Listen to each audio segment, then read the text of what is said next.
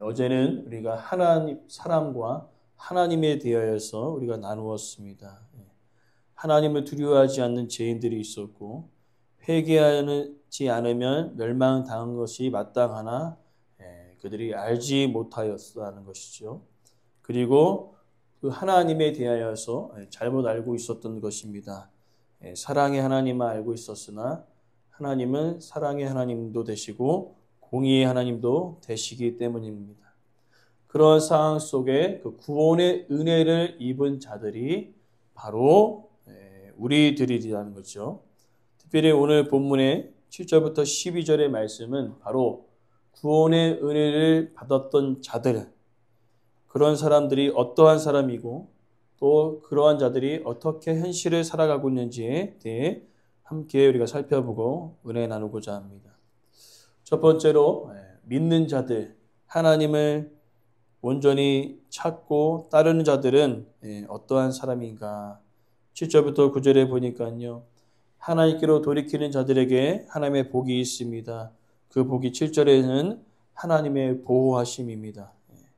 주의 날개 그늘 아래에 피한 자들, 하나님을 두려워하는 자들과 반대되는 사람들이죠. 하나님을 두려워하지 않는 자들에게는 심판의 대상이 되겠으나 하나님을 두려워하고 하나님을 경외하는 자들에게는 하나님의 보호하심이 있다는 것입니다. 특별히 하나님께 피할 수 있는 방법을 하나님 우리에게 제시해 주셨는데 그 유일한 방법이 바로 예수 그리스도가 되신다는 것이지. 그렇기 때문에 죄인들이 하나님께로 피할 수 있고 하나님께로 나아갈 수 있는 유일한 방법은 바로 예수 그리스도이시라는 거죠. 그리고 그 예수 그리스도를 믿는 그 한 사람 한 사람은 하나님의 보호하심이 있다는 것을 이야기하고 있는 것입니다. 그리고 그 하나님께 피한 자들은요, 그 누구도 빼앗을 것이 없고 그 사랑에서 끊을 수 없다고 성경은 기록합니다. 요한복음 10장 28절 29절에 보니까요. 아무도 아버지의 손에서 빼앗을 자가 없다고 고백하고 있고요. 또 로마서 8장 37절 39절은 그 사랑을 받았는데 그 사랑에서 끊을 자가 그 누구도 없다고 이야기하고 있는 것입니다. 그렇기 때문에 하나님의 사랑과 하나님의 보호하심 속에서 그 누구도 어떠한 세력도 우리의 하나님의 보호하심, 하나님의 사랑에서 끊을 수 없다고 기록하고 있는 것입니다. 그것을 신뢰하는 자는 이 땅을 살아가는 데 있어서 두려워하지 않고 감사할 수 있다는 것입니다. 왜? 하나님의 보호하심과 그 사랑은요, 어떠한 세력도 어떤 것도 막을 수 없기 때문에 그렇다는 것이죠. 그러면서 그렇게 하나님께 피한 자들에 대하여서 오늘 8절부터 9절의 내용은 이제 먹는 것에 대하여서 표현하고 있습니다. 주의 집에 있는 자들은 살찐 것으로 풍족할 것이고 또 8절의 말씀 또 보니까 이어서 주의 복락의 강물을 마시게 하시리다. 특별히 여기 복락이라는 단어는 에덴이라는 표현입니다. 즉 뭐냐면은 에덴 동산, 처음 하나님께서 아담과 하와를 뒀던 그 에덴 동산의 그 풍성함은 이루 말할 수 없었다는 것이지. 그리고 더 중요한 것은 그 풍성한 먹거리뿐만 아니라 하나님과의 교제가 아주 원활하게 잘 흘러갔을 뿐만 아니라 하나님과 교제가 더욱더 풍성함을 가리키고 있는 것입니다. 즉 하나님께 피하고 또 하나님의 보호하심을 누린 자들에게는 하나님께서 매일의 필요를 채우시는 일용할 양식의 공급함 뿐만 아니라 그 육신의 그 풍족함뿐만 아니라 영적으로도 풍족한 그 은혜를 우리 가운데 허락하시겠다는 것입니다. 근데 중요한 것은 우리가 느끼기에는 풍족하지 못한 것들이 때로는 있습니다. 좀 더 많이 주셨으면 좋겠는데 매일의 필요, 일용할 양식이라는 거죠. 저도 이렇게 하나님께 간구할 때 조금만 더 주시면 되겠는데 꼭 매일의 필요를 채우시는 거죠.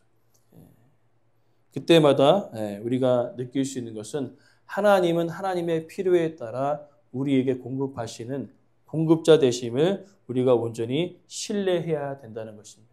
뿐만 아니라 우리가 육적으로 먹는 것뿐만 아니라 하나님과 교제하는 그것이 우리 안에 진정한 기쁨이 되어지는 저와 여러분의 삶이 되기를 간절히 소망합니다. 그러면서 이어지는 그 말씀은 9절에 진실로 생명의 원천이 주께 있고 빛 안에서 우리가 빛을 본다.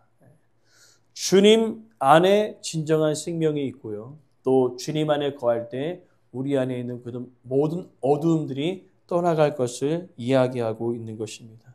즉 하나님과 관계가 끊어진 상태는 어두움이라는 것이지요. 빛이 없는 상태라는 것입니다. 즉 하나님을 떠난 자들은 영적으로 죽어있는 상태이며 그들 안에는 내가 빛 가운데 아무리 거하려고 노력해도 빛이 없는 상태에 이르게 했다는 것입니다. 그러나 우리는 반대이죠. 생명의 원천이신 그 하나님, 빛이신 그 하나님의 역사를 통하여서 우리 또한 우리 안에 참된 생명의 역사가 있고 빛의 역사가 우리 가운데 있다는 것입니다.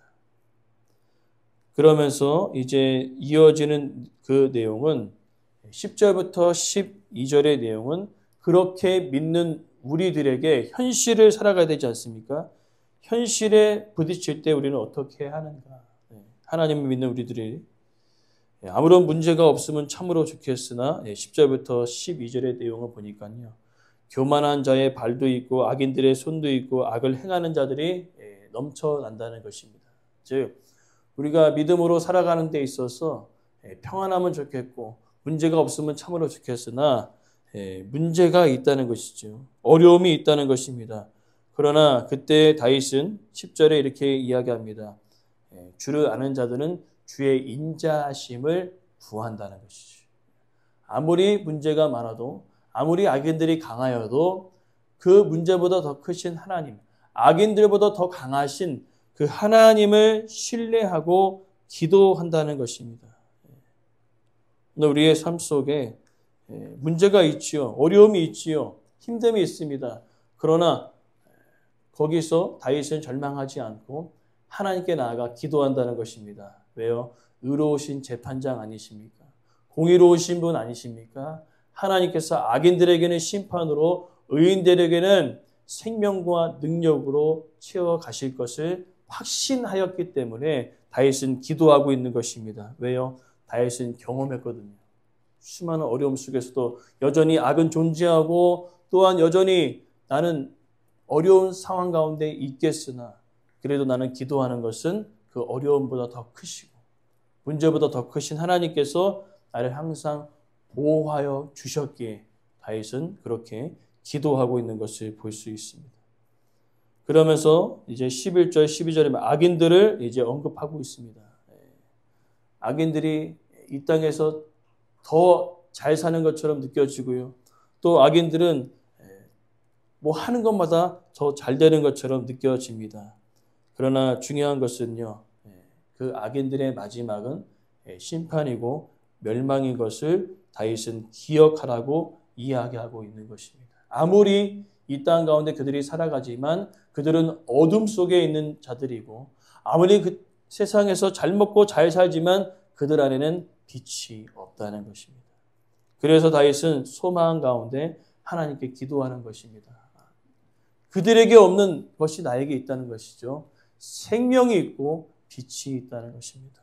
오늘 우리가 이 땅을 살아가면서 우리가 믿는 자들로서 어려움이 있습니다. 문제가 있습니다. 근데 우리가 그것보다 더 기억해야 할 것은 우리 안에 생명이 있습니다. 우리 안에 빛이 있습니다. 우리 안에 구원의 은혜가 있습니다.